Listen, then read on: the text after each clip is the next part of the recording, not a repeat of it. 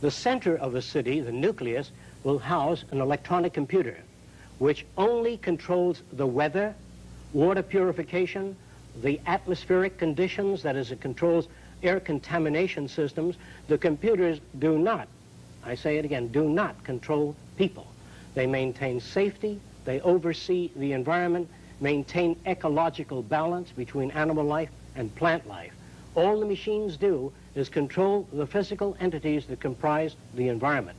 The center of the city is a university that covers all subjects related to man. It is not a commercial university. It is not based on there's no courses that are used to exploit or abuse any other human being. All business courses will be phased out. All repetitious jobs will be phased out. We feel that machines ought to do the filthy or the repetitious or the boring jobs, that man has to be free to pursue the higher things, the higher possibilities of man. In other words, if this is the medical unit, this little branch, and if you work in this center, you may live in the garden cities that surround the center. You don't have to. You can if you will. Each of the garden cities contain lakes, recreation areas, and between cities, we let everything go back to nature. Will computers be able to control the weather? This is a relatively easy project to manage. Easy to control? Yes. You could control the weather? I can go into that with you in a little while. All right. Can I finish that? Well, okay. Sorry, on the outer rim of the city, we have the agricultural belt. All of your garbage is compressed and pumped, recycled out to the agricultural belt. There are no garbage trucks. There are no dump fields. We use everything. All waste is recycled. This is an ecological program. All right. Now, this is what the total city... The total city looks like this. There's circular conveyor belts that take you anywhere in the city in 3 minutes. The city population in this particular city is 15,000. We have larger cities designed up to 2 million. The cities are all immersed in beautiful gardens. There are no trees in a row. It is not a mechanical environment. It is essentially a city immersed in a second Garden of Eden, where there are lakes, recreation areas, art centers, music centers, cultural centers, and surrounding the city, we have the agricultural belt where we grow foods hydroponically.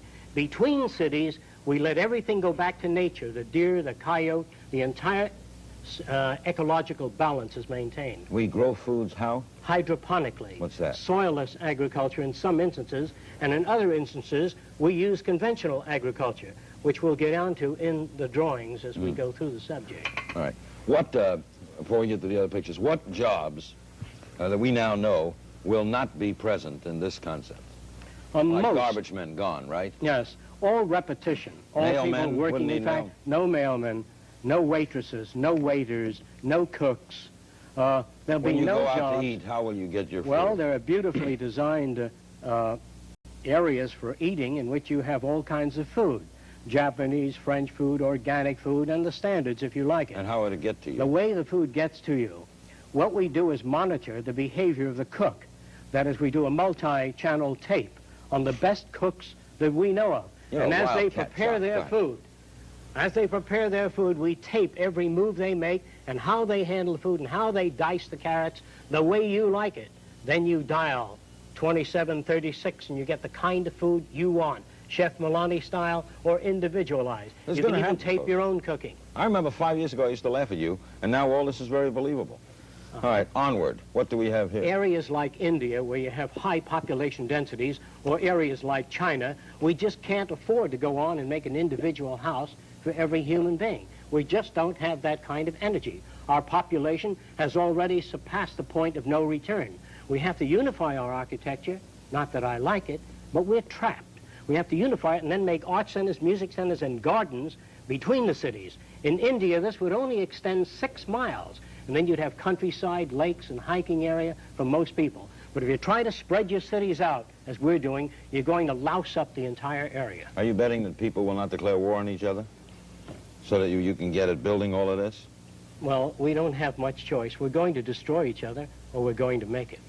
Now, this looks like some sort of submerged stadium with something flying away. In an area like Penicam Park, we might build circular cities in the sea, where the water's about 30, 35 feet deep.